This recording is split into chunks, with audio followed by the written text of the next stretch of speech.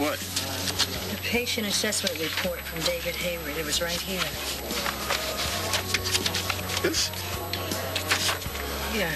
How'd it get in your pile? I got paperwork on him, too, because of that scandalous mess over at Fusion. Aren't we lucky? We both get to deal with him. You know what? This is great. This ain't right. The whole point for this breakfast was to be away from work. Look at this. We should just throw in the towel, right? No, I'll get more done here. Where's quiet? You're right. Because this place is quiet, like a church. Well, at least I don't have to say a prayer before I walk through the door.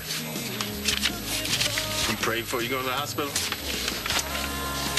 God, grant me the serenity to accept the things I cannot change and the strength not to murder David Hayward. Yeah.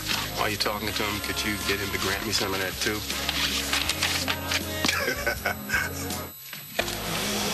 I am not going to let David ruin my hospital. Your hospital? You know what I mean. Yeah, I know what you mean.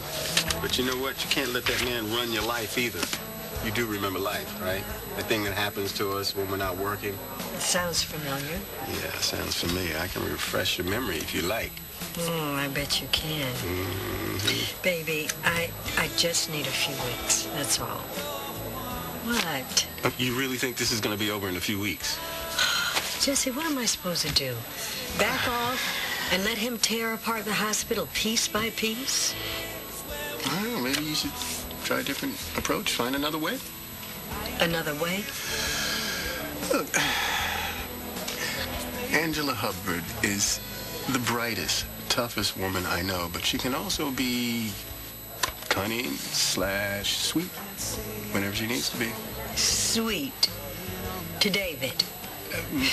I know I better do some more praying. Kindness. Good. You're here. The staff was starting to wonder if Hayward put you in a dungeon somewhere. What's going on? The man reduced attending with every shift, along with 2 nurses. And of course he made this change while I wasn't here. Welcome to Hayward Hospital. This isn't going to stand. You need to let people know that we are not going down without a fight.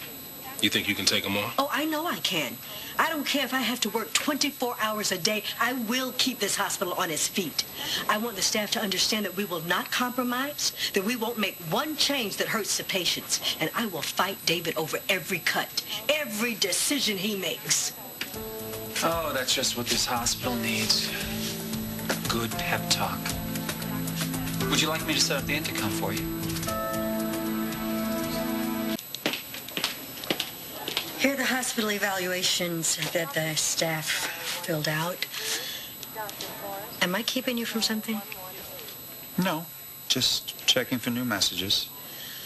Hoping your wife might be checking in? My wife? Big scandal over at Fusion, according to Jesse. All right, let's get down to hospital business here.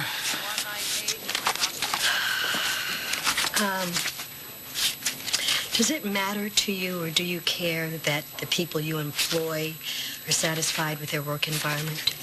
It's not our job to keep the staff happy. It's their job to get the patients in and out as quickly and efficiently as possible. If anyone has a problem with that... We can quit. You said it, not me. David, what happened to you? I mean, you used to care about the important things in this hospital. Oh, I still care, Angela. But you see, one of the important things of this hospital happens to be the bottom line. Look, I'll tell you what. Here's a suggestion. Why don't we cut a few jobs? That way, the dissatisfied people who get to stay will realize how lucky they are to have a job, and they'll stop complaining. Well, you do realize that what you're proposing is an environment driven by fear. Well, better than whining about how hard they have it, don't you think? You know, this isn't working. I tried to warn you, didn't I? Oh, you warned me all right. Well, I wouldn't dream about keeping you on, Angela, if you're not happy here.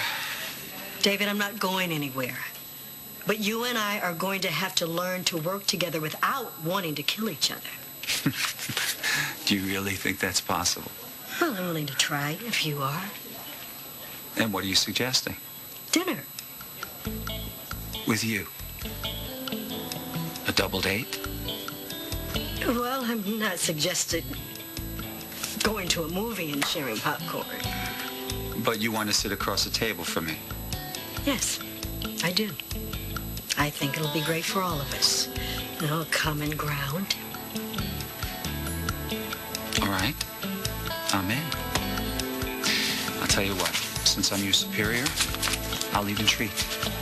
Nice job on this. What the hell am I thinking? So, I see you're still standing. Can the same be said for Dr. Hayward? He's fine. No bloodshed? Not even close. Good. So you took my suggestion and turned on the charm, did you? You're gonna be sorry you ever said that. Why? Well, what do you mean? You know, I think maybe we should find a place to sit down before I tell you. I'm not gonna like this, right? No. Hey, there I was going another round with the guy, ready to pull my hair out, or his, when suddenly I invited David and Greenlee to dinner. You what? It was all I could think of in the moment. Well, you pretty brave. One of these knuckleheads is bad enough. You're gonna take them both on alone? Whoo. Not exactly. Wait a minute. What's that mean? What you talking about? Baby, come on. I cannot break bread with that man without you not being there to keep me from throwing it at him. Angela, a whole dinner?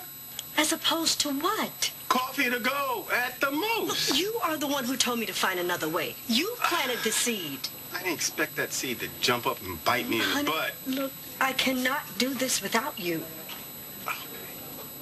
Fine, okay, all right. I got your back. I'll be there for you. I'm gonna bring my taser. You really think he'll be that bad? Well, I'm not bringing it for him. I'm bringing it for you.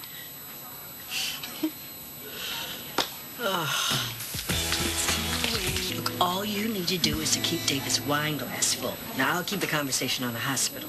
Oh, shucks, and I had this whole list of subjects prepared to conversate on with that fool. All right, sweetie, listen. The goal is to get David on board with what needs to be done here. Like the digital upgrade to our computers that he canceled midstream. You just work your mojo, baby. You'll get what you want. Yeah, and you just keep pouring that wine. Chief Hopper! What have we got? This is Ramon. He's febrile, elevated pulse, and labored breathing. I saw a light, like a star. I was dizzy. Was that before or after you fell? Ramon? Ramon, can you hear me? Listen, if he suffered these symptoms before the fall, then we need to find out why. Get him into isolation and page Dr. Hogate. Mask, gown, and gloves. Isolation? For a bike crash? Yeah, well, we don't know. We need to be safe just until we know what we're dealing with. He's not breathing. He's not moving air. Get me a mask and gloves. There's none. I'll be right back. His airway's constricted. Listen, there's no time. I'm going to have to intubate. Don't worry, Ramon. I'm going to take good care of you, okay? Don't you worry. Get those masks!